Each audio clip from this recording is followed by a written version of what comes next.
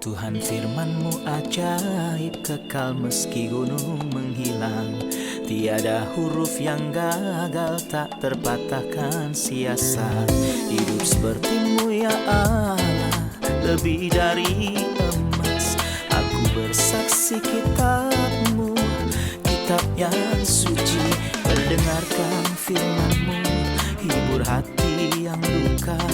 Terangilah langkahku kemanapun ku pergi. Biarkanlah firman-Mu berkuasa atasku. Ubahkanku, bebaskanku, ku mau menyenangkan-Mu. Tuhan firman-Mu ajaib, kekal meski gunungnya. Ubah dan bebaskan aku, mau menyenangkan-Mu. Shalom para pemirsa yang kami kasihi, kami menyambut Anda dimanapun Anda berada. Dalam episode yang baru, program studi harian Semua Kitab Suci, di mana kami menyajikan sebuah studi dari semua kitab dalam Alkitab, dari Kejadian hingga Wahyu, setiap hari dari hari Senin hingga hari Jumat. Kita telah tiba dalam studi tentang kitab Kejadian pada kitab pertama dalam kitab suci, pasal yang ke-12. Topik dari studi kita hari ini adalah tentang ayat-ayat dari 1 sampai 9. Siapkan Alkitab Anda, dan Anda juga bisa menyiapkan catatan Anda. Jika Anda memiliki pertanyaan atau permintaan, silakan email kami di info@semuakitabsuci.com. Dan jika Anda memiliki komentar, kami akan senang menerima telepon Anda pada nomor yang tampak ketika jeda rehat. Izinkan saya menyambut tamu kehormatan di studio, seorang hamba Tuhan, Saudara Yosef Riyad. Selamat datang, Saudara Yosef. Terima kasih, Saudara Riyad. Juga hadirin di studio, selamat datang. Saudara Yosef, sebelum memulai studi pasalnya yang ke-12, kita perlu merujuk kembali ke pasal 11 dan berhenti di dua kata. Yang pertama yang dikatakan oleh Tuhan tentang mereka yang ingin mendirikan sebuah menara. Dalam ayat 5 dikatakan, lalu turunlah Tuhan untuk melihat kota dan menara yang didirikan oleh anak-anak manusia itu. Teks di sini mengacu pada anak-anak manusia, sekalipun bahwa ide Adam adalah kepala telah berakhir pada masa air bah. Dan sesudah itu, Nuh yang menjadi kepala dari mereka yang keluar dari dalam batra dan bangsa-bangsa sesudahnya. Mengapa dikaitkan dengan Adam? Saya melihat ini sebuah petunjuk tentang sikap independen Adam. Hasrat untuk menjadi seperti Allah sebagaimana iblis mencobainya. Seakan-akan ia ingin berkata, Adam melakukan itu dan anak-anak manusia melakukan hal yang sama dengan mengikuti Adam dalam hal ketidaktaatan, sikap independen dan keterpisahan dari Allah. Cara itu yang tidak pernah mendatangkan berkat, melainkan hanya membawa hukuman. Baik, saat kita terus membaca ayat-ayat ini, kita melihat dalam ayat 6, dan ia berfirman mereka ini satu bangsa dengan satu bahasa untuk semuanya. Ini barulah permulaan usaha mereka. Mulai dari sekarang apapun juga yang mereka lakukan, tidak ada yang tidak akan dapat terlaksana. Apa maksud ayat ini? Kita dapat melihat paling sedikit dua hal. Pertama, ketika ia berkata mereka ini satu bangsa dengan satu bahasa untuk semuanya. Tentu ini memberi mereka kuasa yang luar biasa. Itu sebabnya aku akan melemahkan mereka lewat pengacauan bahasa serta menyerahkan mereka. Kini kita tidak hidup di dalam sebuah dunia yang menggunakan satu bahasa dan satu lidah. Ada begitu banyak bahasa, dikatakan bahwa kita punya lebih dari 2000 bahasa. Namun jangan lupa bahwa komputer membuat seluruh dunia menggunakan satu bahasa, satu lidah. Dan saya rasa ini menuntun kita pada ide yang kedua. Apapun juga yang mereka rencanakan, tidak ada yang tidak akan dapat terlaksana. Itulah sebabnya. Tidak ada solusi lain selain turun dan membinasakan semua anak manusia. Saya rasa kita hidup dalam sebuah zaman. Satu bahasa, satu lidah melalui komputer. Yang membuat mereka yang hidup jauh di pedalaman dan gua-gua atau dimanapun mampu berkomunikasi dengan orang lain. Itu sebabnya penghukuman dari Tuhan harus turun. Kita benar-benar hidup dalam sebuah zaman yang sesuai dengan deskripsi serius ini, apapun juga yang mereka rencanakan. Tidak ada yang tidak akan dapat terlaksana. Ini adalah perkataan Tuhan sendiri. Jadi manusia, dan saya berpikir kini ada sejumlah perusahaan konstruksi juga, yang motonya adalah Anda berpikir dan kami yang akan melaksanakannya. Katakan dan pikirkan apa saja, dan kami akan melakukannya. Saya pikir sekarang kita baru saja sampai pada garis-garis batas waspada. Dan Tuhan tidak dapat tetap berdiam diri di hadapan hal yang mencerminkan bahwa kesusahan segala sesuatu sudah dekat. Baik. Saat kita mulai pasal 12, kita perlu berhenti di pasal ini dan posisinya di dalam kitab Kejadian. Awal manakah yang dibicarakan di sini? Kita telah belajar bahwa kitab Kejadian dibagi menjadi satu bagian. Dari 1 sampai 11 dan dari 12 sampai 50. Kita telah diperlihatkan sebuah film slide tentang bagian-bagian dari Ya. kitab Kejadian. Bisakah Anda menjelaskannya seperti yang tampak di layar ini? Jelaslah Silakan. bahwa bagian dari pasal 1 sampai 11 mencakup 2000 tahun lamanya dan berisikan 4 insiden utama. Insiden penting ini adalah penciptaan dalam pasal 1 dan 2, kejatuhan dalam dosa dari 3 sampai 5, air bah dari 6 sampai 9, lalu menara Babel dalam pasal 10 dan 11. Kini kita akan mulai bagian yang kedua dari pasal 12 sampai 50 yang mencakup waktu yang lebih pendek. Dan jelaslah bahwa di sini ritme atau kecepatan Ya. berkurang karena fokusnya adalah pada keluarga-keluarga atau 4 bapak leluhur. Abraham dari pasal 12 sampai 24, Ishak dari 21 sampai 27, Yakub dari 27 sampai 49, dan Yusuf Dari yang terakhir 37. dari deretan. Tentunya jelas ada sesuatu yang tumpang tindih.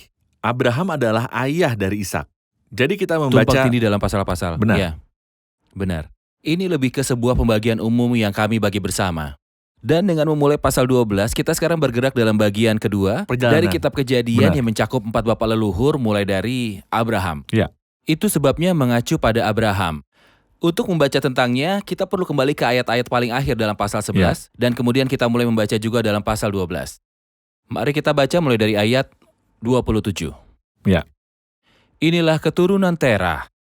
Terah memperanakan Abram, Nahor, dan Haran memperanakan Lot. Ketika Terah ayahnya masih hidup, matilah Haran di negeri kelahirannya di Ur Kasdim. Lalu tertulis Abram dan Nahor kedua-duanya kawin. Nama istri Abram ialah Sarai, dan nama istri Nahor ialah Milka anak Haran. Ayah Milka dan Yiska. Sarai itu mandul, tidak mempunyai anak. Lalu Terah membawa Abram anaknya, serta cucunya Lot, yaitu anak Haran, dan Sarai menantunya istri Abram anaknya. Ia berangkat bersama-sama dengan mereka dari Ur Kasdim untuk pergi ke tanah Kanaan. Sampailah mereka di Kanaan dan menetap di sana. Umur Terah telah mencapai 205 tahun, lalu ia mati di Haran. Berfirmanlah Tuhan pada Abram, pergilah dari negerimu ini, dan dari sanak saudaramu, dan dari rumah bapamu ini, ke negeri yang akan kutunjukkan padamu. Aku akan membuatmu menjadi bangsa besar dan memberkatimu, membuat namamu masyhur, dan engkau akan menjadi berkat. Aku akan memberkati orang yang memberkatimu, dan mengutuk yang mengutukmu, dan olehmu semua kaum di muka bumi akan mendapat berkat. Lalu pergilah Abram seperti yang difirmankan Tuhan, dan Lot pun ikut bersamanya. Abram berumur 75 tahun ketika ia berangkat menuju ke Haran.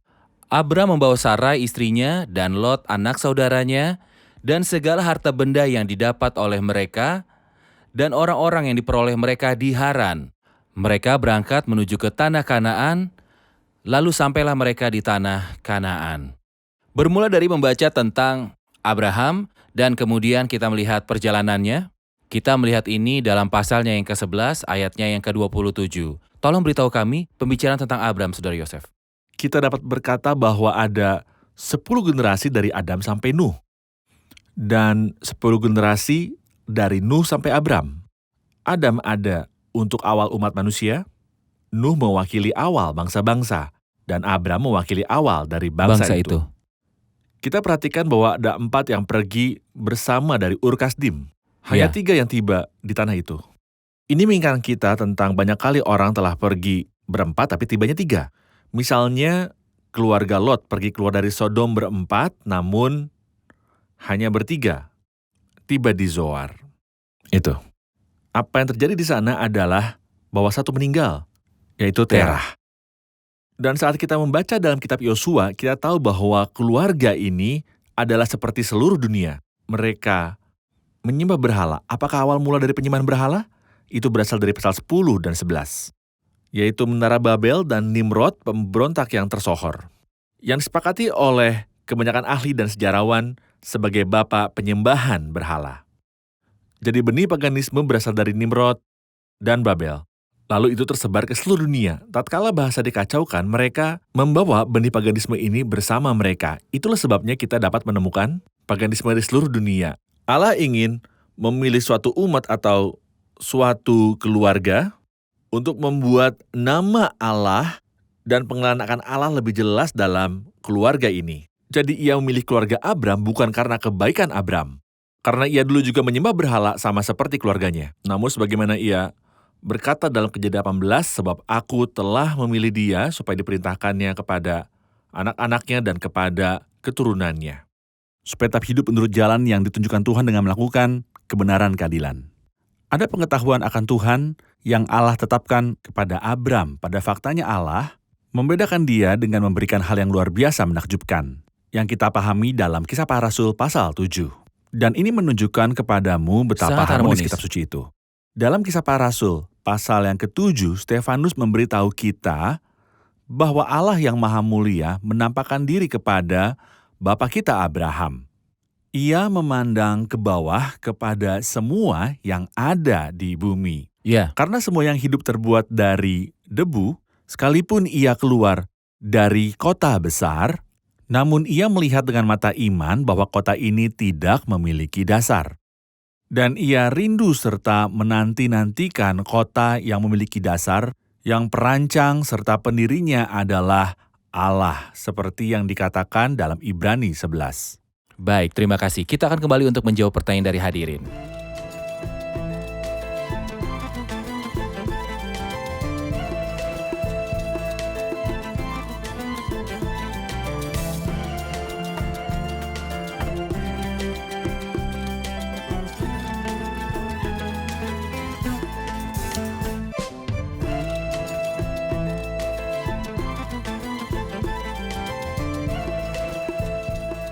Mengapa Allah memanggil Abram untuk keluar dari negerinya, dari sana keluarganya dan rumah bapaknya? Apakah hanya sekedar untuk menjadi seorang imigran? Apa mungkin bagi dia untuk memiliki hubungan dengan Allah namun tetap di negaranya? Pertanyaan saya berikutnya, ketika Allah memanggil Abram untuk berjalan bersamanya, mengapa Lot ikut bersamanya? Silakan Saudara Yosef. Mengapa ia harus keluar? Karena ini adalah prinsip yang penting. Dari prinsip-prinsip iman, dan kita membaca dalam Ibrani pasal 11 karena iman Abraham taat ketika ia dipanggil untuk berangkat ke negeri yang akan menjadi milik pusakanya. Bila kita buka Injil Yohanes pasal 10, kita membaca, domba-domba mendengarkan suaranya, dan ia memanggil menurut namanya.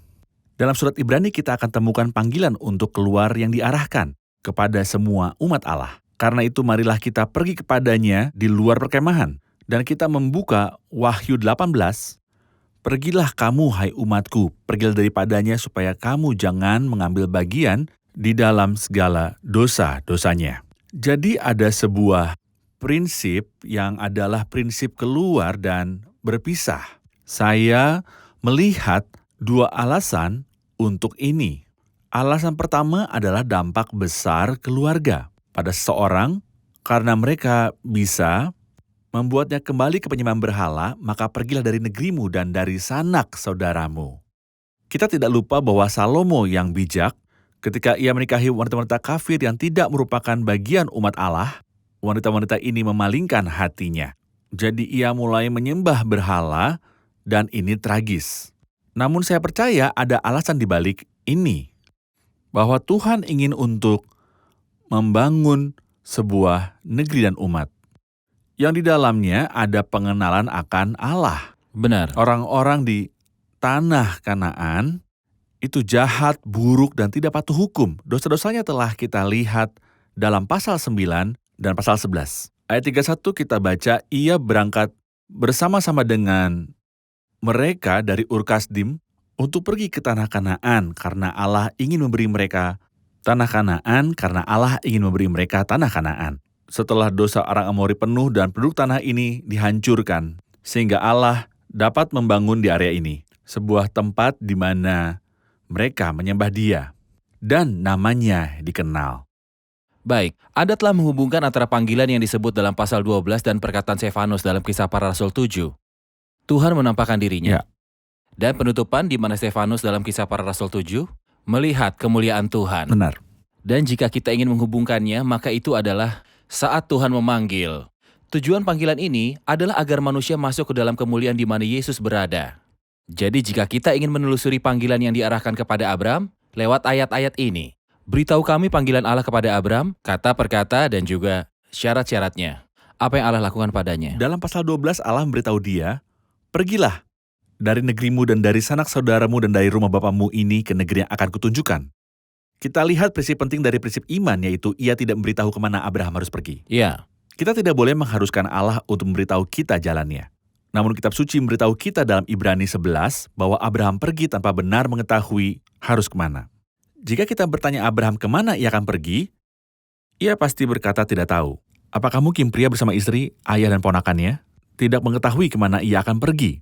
Ia berkata, "Saya tak tahu, tapi dia yang memanggilku tahu." dia menaatinya. Ia taat. Saya tak tahu apa yang akan terjadi hari esok, tapi saya cuma yakin satu hal, yaitu Allah memegang tanganku. Benar Memegangnya. sekali. Itulah sebabnya, pergi dari negerimu dan aku akan membuatmu menjadi bangsa yang besar. Inilah hasil ketaatan adalah berkat. Berkat yang pertama adalah sebuah bangsa yang besar. Aku akan memberkati engkau serta membuat namamu masyhur. Faktanya nama Abraham sangat terkenal di seluruh dunia. Dan semua agama respek kepada pria ini. Dan adalah sebuah kehormatan dan sukacita besar bahwa ia adalah satu-satunya sejauh yang kami tahu yang disebut sahabat Allah. Seorang sahabat, mungkinkah bahwa manusia menjadi sahabat Allah? Abraham adalah orang pertama yang diberi sebutan ini. Sahabat Allah, aku akan membuat namamu menjadi masyhur dan engkau akan menjadi berkat. Dan faktanya kemanapun ia, dalam ketaatannya, inilah alasan untuk adanya berkat. Aku akan memberkati orang-orang yang memberkati dan mengutuk orang-orang yang mengutuk engkau. Semua ini akan terjadi dengan satu syarat, hanya jika ia mentaati, pergilah, ia pun melakukannya.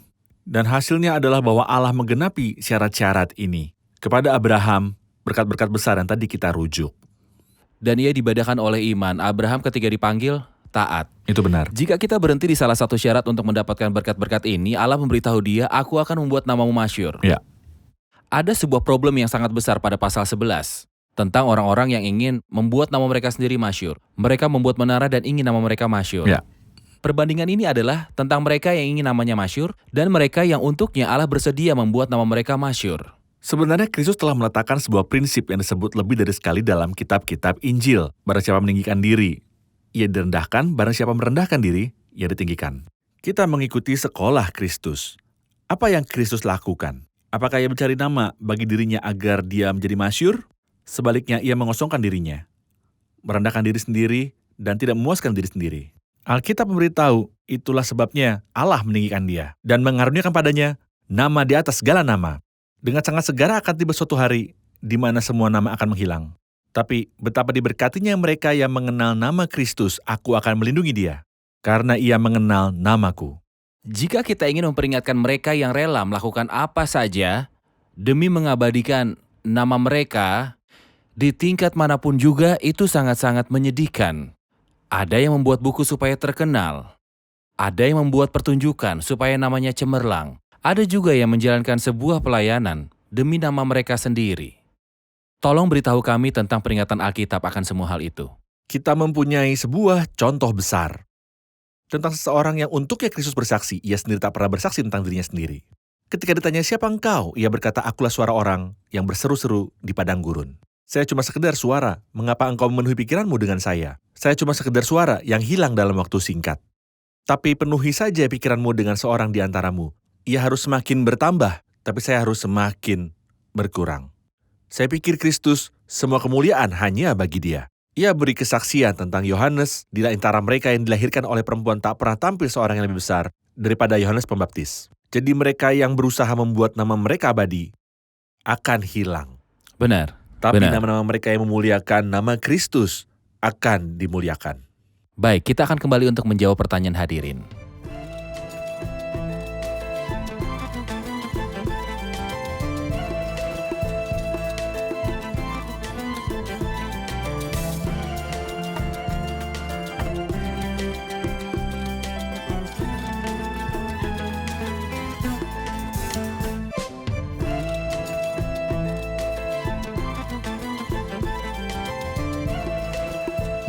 Dikatakan pada awal ayat 7, Tuhan menampakkan diri kepada Abraham. Tolong berikan kami sebuah gambaran tentang penampakan Allah kepada Abraham.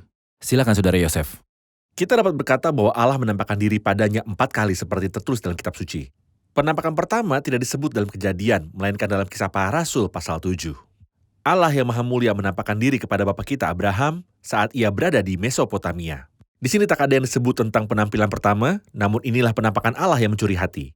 Abram dari negerinya sendiri dan dari sana keluarganya dalam satu masa. Ketika melakukan perjalanan itu sulit karena tidak adanya alat berkomunikasi dan juga koneksi. Itu adalah hal sulit, tapi penampakan Allah yang Maha Mulia mencuri hati Abram dari negerinya ini. Karena ia mencari Tuhan Allah. Pertanyaan Anda tentang ayat 7, kita lihat di dalam penampakan kedua. Tuhan menampakkan diri kepada Abram, bukan hanya menampakkan diri, tapi ia berkata, aku akan memberikan negeri ini kepada turunanmu. Alkitab memberitahu kita, maka didirikannya di situ mesbah bagi Tuhan.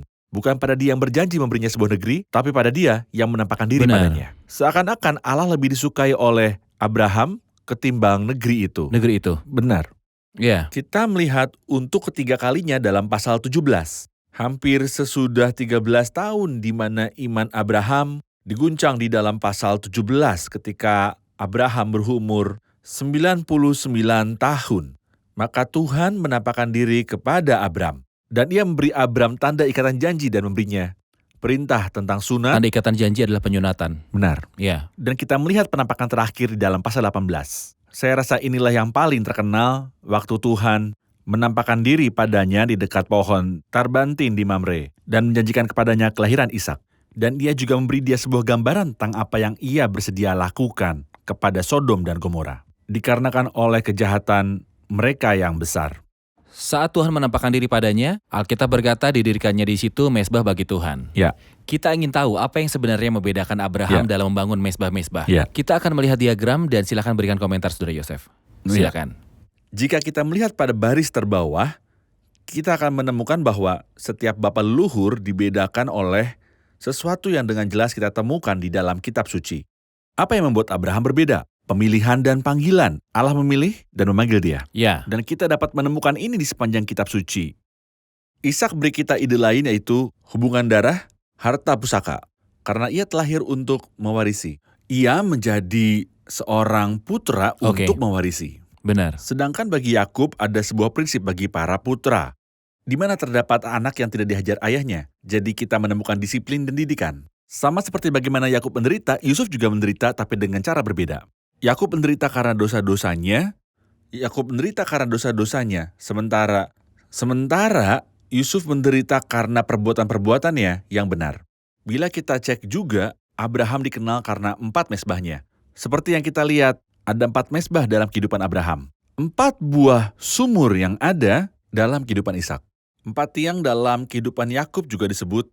Dan akhirnya 4 jubah dan kita dapatkan 4 rumah. Akhirnya 4 jubah dan kita dapat katakan 4 rumah. Yang Yusuf masuki rumah ayahnya, rumah Potifar, benar, rumah pemenjaraan, lalu masuk ke istana dan tahta. Oke. Jadi ia adalah pendiri mesbah. Ada 4 mesbah dalam kehidupannya. Ini sungguh Abraham. Mesbah pertama dalam kehidupan Abraham dibangun. Dalam pasal Benar. ini 12, Benar. ia berkata secara langsung, ayat 8, ia pindah dari situ ke daerah pegunungan di sebelah timur Betel. Ia kemudian memasang kemahnya dengan Betel di sebelah barat dan Ai di sebelah timur. Lalu ia mendirikan mesbah bagi Tuhan dan memanggil nama Tuhan. Ini adalah mesbah kedua. Namun sebelum ini ia memberitahu kita kemana Abraham pindah dan di mana ia memasang kemahnya. Tolong beritahu kami letak geografisnya.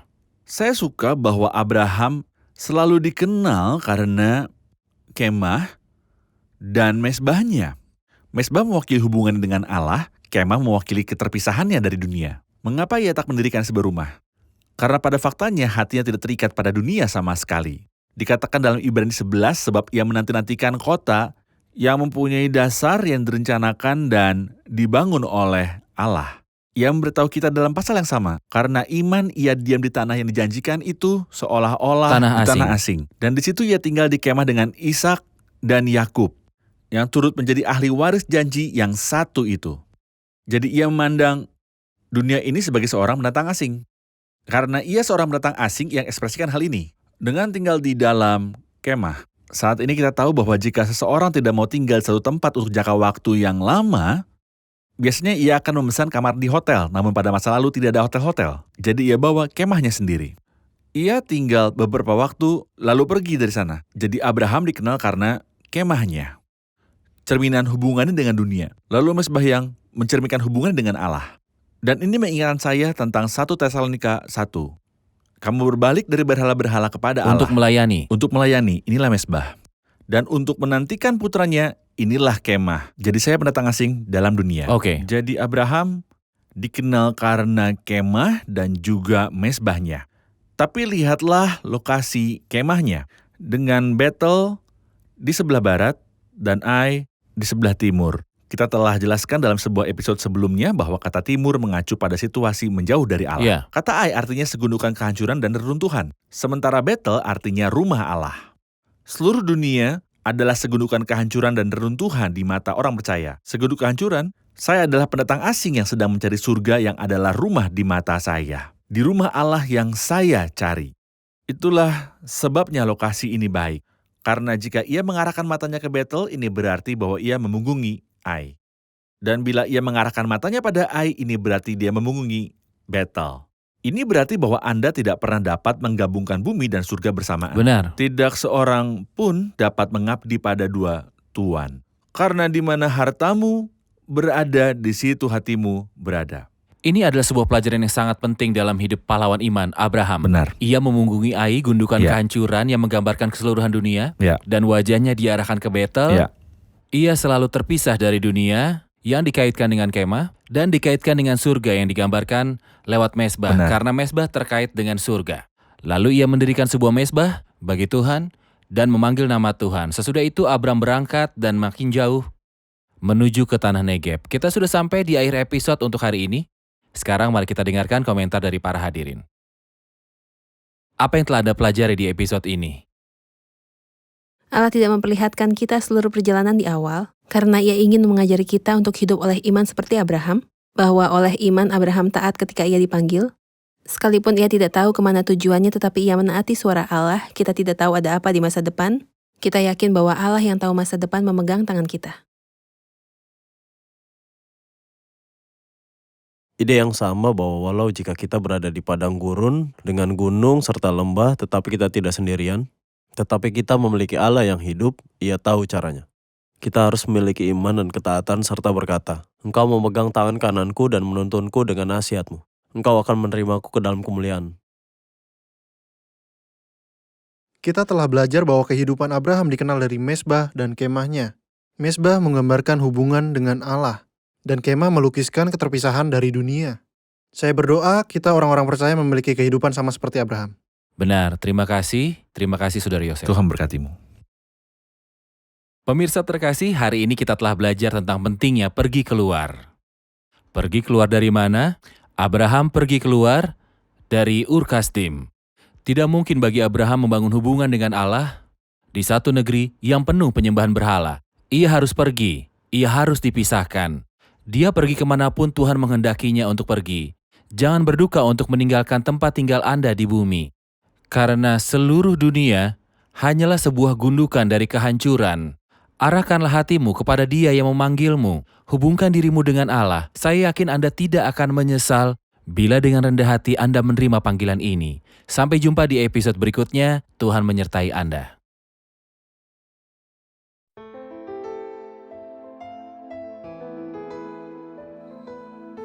Tuhan firman-Mu ajaib, kekal meski gunung menghilang. Tiada huruf yang gagal, tak terpatahkan siasat.